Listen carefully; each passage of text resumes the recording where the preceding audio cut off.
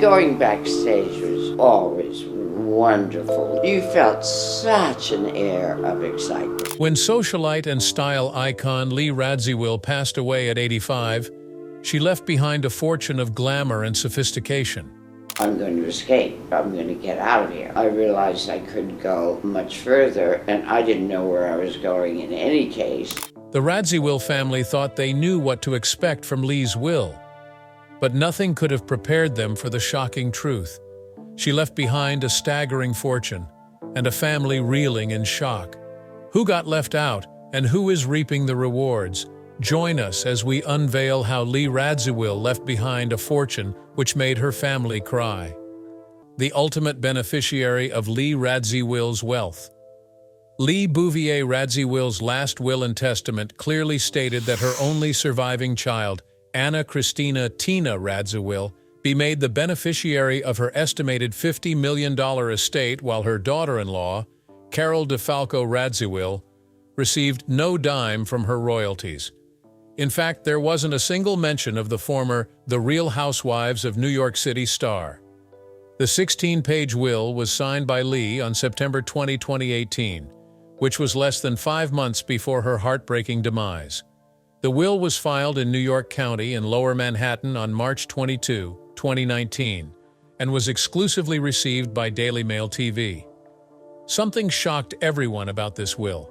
Not only was Carol, who was married to the late Anthony Radziwill, not named in the will, but neither was Lee's niece, Caroline Kennedy Schlossberg, or any of her brood of 3, Rose, Tatiana, and John. Why are we so concerned about her nieces? Well, it's because when her sister Jackie passed in 1994, her will generously instructed that each of Lee's children was left $500,000. So everyone expected that Jackie's kindness would be reciprocated by Bouvier, but it seems she didn't care even at death. Because Anthony had passed away before his mother, Lee stated in the will that she has just one child, Anna Christina Radziwill, and directs her executors to sell all her right, title, and interest in and to any cooperative apartment occupied by her at the time of her death as her residence, vacation residence, or part-time residence, together with the proprietary lease, and that all shares of stock or other securities in and claims against the corporation owning the building in which said apartment is located as soon after her death as may be practicable, and to dispose of the net proceeds of such sale as part of her residuary estate. Until her demise, Lee resided in a co-op apartment at 160 East 72nd Street in Manhattan. If she wasn't there, she would be in Paris, where she kept a pied-à-terre. While downsizing in 2017, she put the Lux pad on the market, asking for $4 million. It's been years since she passed away, but we are still in the dark regarding who Lee truly was. Have you ever even wondered how she accumulated her wealth and how her family impacted her? Stay tuned as we unveil this, exploring Lee's life. Caroline Lee Bouvier came into the world at Doctors Hospital in Yorkville, Manhattan, New York City. Her parents were stockbroker John Vernew Bouvier III and his wife, socialite Janet Norton Lee. Her education began at the Chapin School in New York City. Then she later attended Potomac School in Washington, D.C., Miss Porter's School in Farmington, Connecticut, and then proceeded to have her undergraduate studies at Sarah Lawrence College. She was more popularly referred to as Lee rather than Caroline. Speaking of her parents, her dad had been married and divorced before meeting her mother.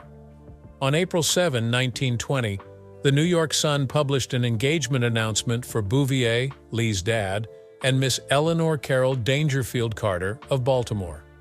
It was mentioned in the announcement that she was the daughter of Reverdy Johnson. As a result, the engagement was canceled. Bouvier later tied the knot with Janet Norton Lee, a daughter of real estate developer James T. Lee, on July 7, 1928, at St. Philomena's Church in East Hampton. The duo had Lee and her sister Jackie. The marriage went quite beautifully until Bouvier began finding comfort in drinking, gambling, and philandering led to the couple's divorce in June 1940. Bouvier never remarried. In June 1942, Janet Lee Bouvier took another marriage vow with Hugh Dudley Auchincloss. They had such a beautiful romance that Junior. Janet reportedly did not want her ex-husband, the father of her two children, to walk their daughter Jacqueline down the aisle for her 1953 wedding to John F. Kennedy, as he had done at the wedding of Lee the previous year. So Jacqueline was instead honored by her stepfather. Although some reports showed that Bouvier was too intoxicated to escort his daughter, the truth was too evident. By the mid-1950s, Bouvier was already on the verge of losing contact with his daughters and family. He therefore resorted to spending the majority of his time being a drunken master at his New York City apartment.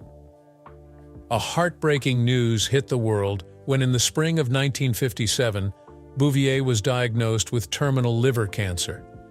He reportedly became admitted at Lenox Hill Hospital on July 27, 1957, to undergo chemotherapy. The chemotherapy seemed to fail, and on the 1st August, he fell into a coma. He died 2 days later, on August 3, at the age of 66. Everyone had thought the poor man would be neglected even at death, but his daughters proved otherwise. In fact, he received a befitting burial which was arranged by his daughters Jacqueline and Lee, and was held at St. Patrick's Cathedral in Manhattan, after which his body was buried in the Bouvier family plot at Most Holy Trinity Catholic Cemetery in East Hampton, New York. Let's go back to Caroline's mother. Janet Norton Lee came into the world on December 3, 1907 in Manhattan, New York City. She was the middle daughter of James Thomas Aloysius Lee, a lawyer and real estate developer, and Margaret A. Merritt. She denied her genealogy and claimed that she was from the Maryland Lees, whereas both her parents were of Irish Catholic descent. She had two sisters, Marion Merritt Lee, who married John J. Ryan, Jr., and became the mother of Mary Cecil, wife of William Amherst Vanderbilt Cecil, and Margaret Winifred Lee, who married Franklin D'Olier. Janet Norton Lee was one to call an erudite scholar, but this title might soon fade away, even though she was a member of the Barnard College class of 1929, but records show that she did not graduate. The controversy aside, she was a 3-time winner of the Hunter Championship at the National Horse Show. Janet was married 3 times. In 1928, she got hooked on her first husband, John Verneau Bouvier III, the father of Lee and Jacqueline. Hugh Auchincloss was her second husband, who sadly passed away in 1976. In 1979, she married for a 3rd time to her childhood sweetheart, Bingham Willing Booch Morris. Jacqueline was her mother's witness at the wedding. Morris, a widower, was a retired investment banker who lived in Southampton, New York, a graduate of St. George's School and Harvard, where he was a member of the Iroquois and Hasty Pudding Clubs, and was the son of Violet Lee Morris and John Boucher Morris of Baltimore. His first and late wife, Mary Morris, was a bridesmaid at Janet's first wedding.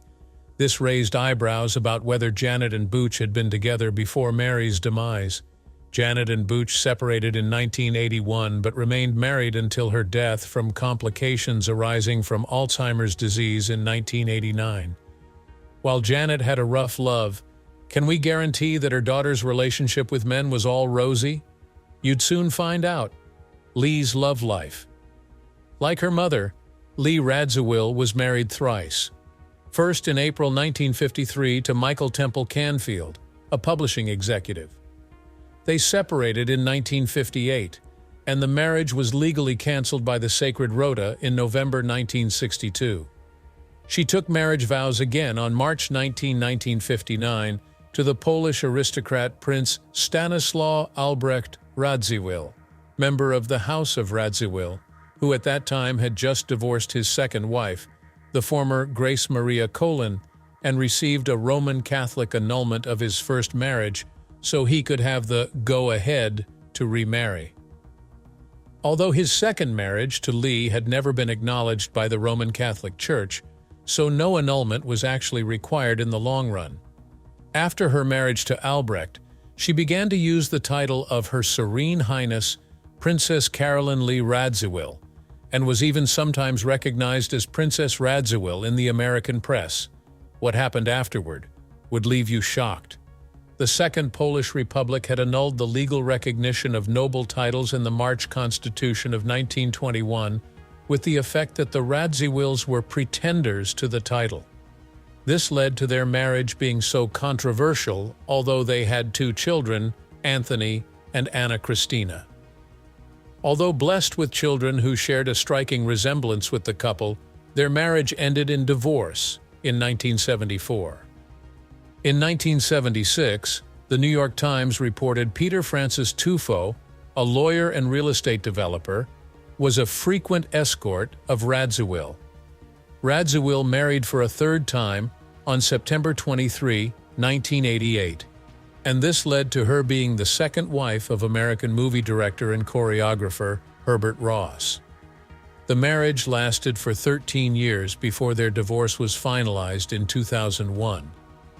Herbert passed away that same year, and Lee returned to using Radziwill, the transliteration of her children's name, Radziwill. Caroline's career uncovered. In the 1960s, Radziwill transitioned into acting, although her acting attempt could be considered unsuccessful if highly publicized. She was lucky to have been featured in the 1967 production of The Philadelphia Story as the spoiled mainline heiress Tracy Lord. The play was staged at the Ivanhoe Theater in Chicago, and Radziwill's performance was ridiculed. Did she give up? No. In fact, a year later she appeared in a television adaptation of the 1944 movie Laura, but this also received so much negative criticism. Beyond acting, Lee owned and shared with her second husband a London townhouse and a manor, Turville Grange, which had both been decorated by Italian stage designer Lorenzo Mongiardino, and unlike her acting, was greatly admired and frequently photographed by Cecil Beaton and Horst P. Horst. She also had a career as an interior decorator in a style influenced by her association with Mongiardino. She had enormously rich clients. She once decorated a house for people who were considered New York's elites. She has to share the honor of visiting celebrity companies, including traveling with the Rolling Stones during their 1972 tour of North America, which she attended alongside the writer Truman Capote, which you'd soon get to know more about. Radziwill was a fashion icon and was even named to the Vanity Fair International Best Dressed Hall of Fame in 1996. Beyond fashion, she thrived. In fact, her Paris and Manhattan apartments were so outstanding that they were featured in the April 2009 issue of Elle Decor magazine. In honor of her excellence, she was interviewed by director Sofia Coppola on February 2013 about her life as part of Radziwill's cover story for T, the New York Times style magazine, as well as about Coppola's movie The Bling Ring and the Loss of Privacy. Even in old age, she rocked as a fashion icon and was listed as one of the 50 best-dressed people older than age 50 by The Guardian in March 2013. It's quite clear that Lee had an interesting life, but there seems to be someone who is constantly trying to steal her shine.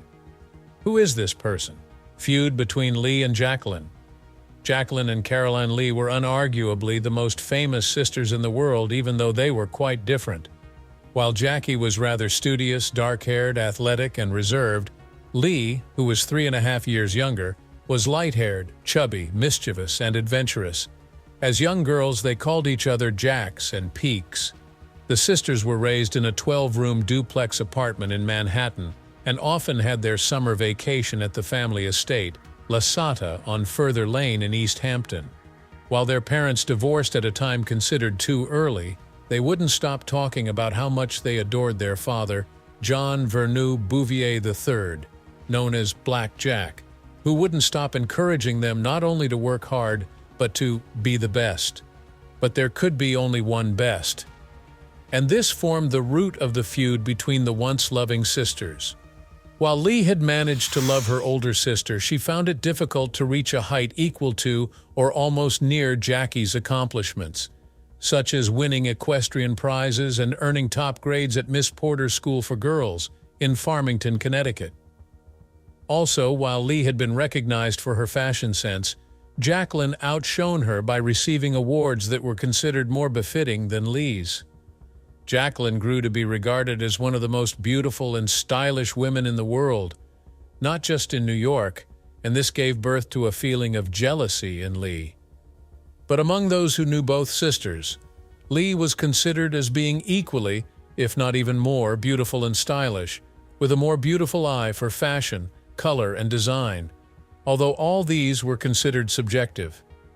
Beauty still lies in the eyes of the beholder.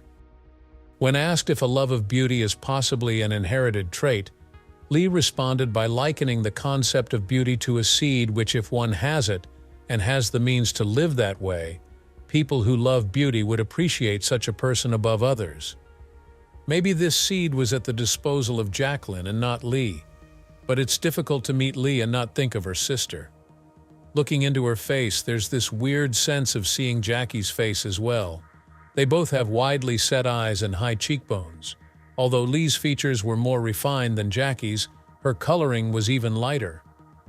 Truman Capote once described her eyes as gold brown like a glass of brandy resting on a table in front of a firelight. Lee was also considered to have lived a more exquisite life than her sister. Anyone would be blown away by the Eastern influences in Lee's living room, such as the kneeling ceramic camel, inspired, one guesses, by Lee's celebrated trip to India and Pakistan with Jackie in 1962. Lee had once said that taste is an emotion, and we might assume the state of her home was birthed by this notion.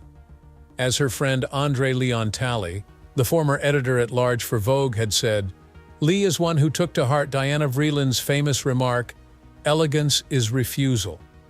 While describing her rare attention to detail, Talley had mentioned that the lack of clutter and the choices of things to put on the wall were all done with care and love of that object, a sense of editing her clothes and editing her friends and editing the menus for dinner. And she edits people. She edits herself. She edits her wardrobe. She edits her life. Perhaps the thing Lee has edited most carefully is her relationship with her sister and the Kennedys. To everyone's surprise, Talley revealed that there is a subject to never bring up in Lee's presence. What could this be? Well, there's an unspoken rule that if you're friends with Lee, you don't talk about her sister at all. Could this be considered reverence or jealousy? The sisters remained close yet distant. Lee developed a fresh sore when she found out early on that Jacqueline was their father's favorite. In an interview, she said their father's favoritism was known to her, but she didn't resent it because it was quite understandable. He had reasons to, and this could only be linked to the fact that she was not only named after him, but she shared a striking resemblance with him. After a bitter divorce, when Jackie and Lee were 10 and 7 years old, as we have mentioned, Janet married the banker Hugh D. Auchincloss. Suddenly finding themselves in a family with 4 step-siblings, Auchincloss had a son, Hugh, from his first marriage to Maya de Krapovitsky, and a son and daughter, Thomas and Nina, from his second marriage to Nina Gore, who had a son of her own, Gore Vidal. Jackie and Lee lost their mother's attention as a result of the new life. And maybe a new love life, too. The late Gore Vidal once described his stepfather as a magnum of chloroform, but Uncle Hudie, as Jackie and Lee called him, was a great husband to their mother and to them, a perfect father, well, maybe not as dear to them as their father. In fact, Lee acknowledged that moving in with Uncle Hudie as a child was just a fairy tale that she considered perfectly good for her imagination. Nonetheless, the two girls were aware that they were coming into an established family in unfamiliar circumstances like little orphans. Jackie and Lee were very fused, the way sisters are when they haven't had much security. The girls and their mother seemed to have settled into their new home perfectly. But what was it like for their father? After the divorce, he had moved to a rather small, sunless one-bedroom apartment on East 74th Street. When his daughters visited, he would serve them dinner on a card table because at that time the dining room had been turned into a tiny bedroom for them. Yes, he went broke, and this shattered the girls, knowing fully well how this would impact them, and maybe him. The normal sibling rivalry was not in any way resolved in the sisters' new circumstance, however. They handled things with much care, trying not to hurt either of their parents. But something happened at Jackie's coming-out party. At the Newport Clambake Club in August of 1947, Lee found a way to steal Jackie's shine by showing up in a daring pink strapless dress sprinkled with rhinestones. Jackie, in her big sister mannerism, didn't seem to mind, and in fact joked about being mistaken for Lee. In their teens, each sister picked her own style. Lee, who was considered slimmer than her sister, commanded more attention. She therefore got the attention she was always seeking, spicing her outfits up with colors. Jackie saw how boys flocked to Lee, but she seemed really unbothered. While it might seem like the sisters were quite different, they had something in common. And this was a soft, whispery way of speaking. Although Lee's voice was slightly huskier, Jackie's sounded like a young girl in her coming-to-age years. The hostility between the sisters was beyond what had been depicted. Something really baffling happened between the sisters. Interested in knowing what this is? The love triangle. In 1962, Truman Capote decided to have an intimate conversation with Lee in a Manhattan restaurant. Since coming from a small town in Alabama decades earlier, the petite-sized gay author had chosen a relaxing spot for himself in New York society. Truman was a socialite who knew how to get into exclusive gatherings. He was quite curious and loved finding out people's private stories. Lee had never talked with Truman like this before, and she had every reason to be suspicious. Her older sister, Jackie, was the then popular First Lady. She had grown to be an iconic figure who, at that time, was changing the way Americans thought about dress, decor, and culture.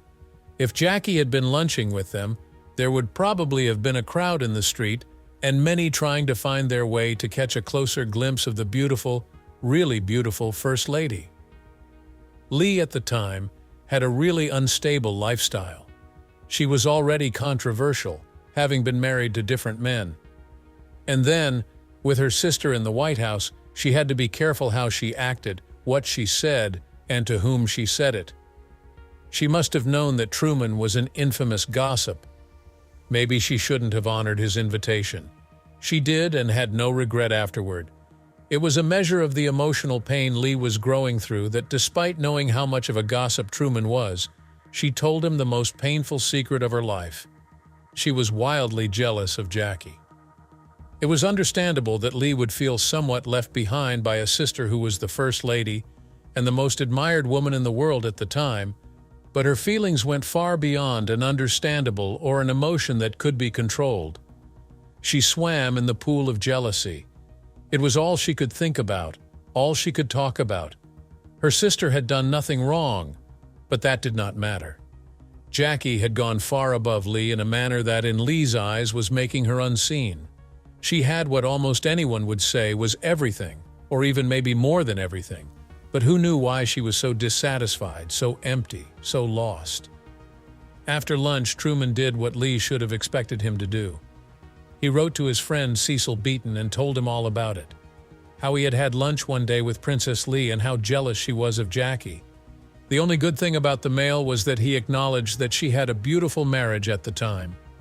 With her high-standard homes, her son Anthony was born 4.5 months after the marriage. Her daughter, Anna Christina, or Tina, was born 3 months premature in 1960, and her loving husband Lee had a seemingly picture-perfect life. But she had grown tired of Stas, and starting in 1961, she began spending more time in the United States. Lee loved attention and publicity that showed her worth, but for the rest of her life, Jackie seemed to be everywhere she was, and what Lee hated most was that she commanded more respect. During a dinner party at Buckingham Palace that Queen Elizabeth gave for the President and Mrs. Kennedy, Prince Philip said to Lee she was just like him and had to walk at least 3 steps behind. Lee's marriage to Stas had been like 4th of July fireworks, the one that flashes in the night and then nothing but darkness. Painfully, it had turned out that Stas was not the Prince Charming of Lee's childhood dreams, but rather an aging, unattractive man who took far more than he gave. Although Lee still bore his name, she had moved on and found a new lover, Aristotle Onassis, a man who seemed to be Lee's picture of her ideal man. Although he wasn't very educated, he was quite bold and even intimidating. When Aristotle wanted a woman, he showered her with his attention, and he wanted Lee. He had a long-term relationship with the opera singer Maria Callas, but that did not stop Lee from going off on Onassis's mouth-opening 325-foot yacht, the Christina. He had the bar stools made of the scrotums of whales, but the bar was not the only place on the ship where romantic games were played. In all of these, Stas was understanding. He knew he had little choice, so he took some measure of solace in vodka and his own multiple affairs with women. At that time, Jackie was having a terrible time getting over the death of her newborn son Patrick, who had sadly passed on in August 1963. That October, in a genuinely benevolent gesture to her bereaved sister, Lee asked Aristotle to invite the First Lady to join them on the Christina. But as soon as Jackie walked up the gangplank, Lee knew she had made a really horrible mistake. Ari couldn't hide his attraction towards Jackie and could not keep away from her. He was so attracted to Jackie that it was as if Lee no longer existed. Lee had never faced such an immediate and painful comparison to her sister, and her nightmare of a life lived as Jackie's coat holder returned in clearer form. Aristotle made little attempt to hide his feelings toward Jackie, and this was even worsened by the gifts he gave the sisters when they left the yacht. Jackie received a really bespoke necklace of diamonds and rubies. Ari gave Lee 3 bracelets so childish that she believed even Jackie's 5-year-old daughter, Caroline, wouldn't have worn them to her own birthday party. Lee flew back to Washington a month later to aid and comfort Jackie once again after the terrifying assassination of President Kennedy. As bereft as she was, Jackie was not going to wear widow's weeds all her life, and she moved with her 2 children to New York to start a new life. Lee needed something new in her life too, and in 1964, she and Stas also purchased an apartment in Manhattan on 5th Avenue and 78th Street, near the Metropolitan Museum, 9 blocks south of her sister's apartment. Lee took the large bedroom as her own and made her husband stay in the antechamber, no bigger than a maid's room. Lee had such instincts that she never seemed able to focus on a sustained career or expertise. She dressed well and lived well, but she didn't have the self-control to channel her talents in any tangible way. In New York, she started writing about fashion for women's magazines, but the disciplined routine of a magazine writer was not for her, and she soon transitioned into another career that her friend Truman was happy to provide. Truman and Lee had a special relationship. They were similar in funny ways. Whatever Lee did, wherever she went, she felt she was second best, always standing in the shadow of her older sister. As for Truman, as a gay man, he felt that when he went into the salons of the powerful and elegant, he would always be looked at in a way he detested, no matter how successful he was as a writer. That was the shadow that hung over him. Lee and Truman found comfort in each other while they both lived off as the second best. Back in London in June of 1968, Lee was so upset to hear that Bobby Kennedy had been assassinated, she could not even drive straight and crashed into another vehicle. Her sister was even more shattered and lived with the fear that America had turned into a land of uncontrolled violence where if your name was Kennedy, you were not safe. There was only one reasonable solution. Jackie had to get out. She soon found an escape plan: Aristotle Onassis. That autumn, a seemingly devastated Lee called Truman. She had just heard what she considered a betrayal beyond imagination. Jackie had agreed to marry Ari. The Greek shipping magnate should have been hers. He had been hers. Well, not until Jackie stole him from under her nose. As far as Lee was concerned, for her sister, it was nothing but a business deal. But all the rage was when she was speaking to her best friend, Truman. She kept her annoyance away from the world, from Jackie, and from Aristotle. Thanks for watching. Make sure to hit the like button, leave a comment, and subscribe to our channel. For another interesting video, click on the video shown on your screen right now.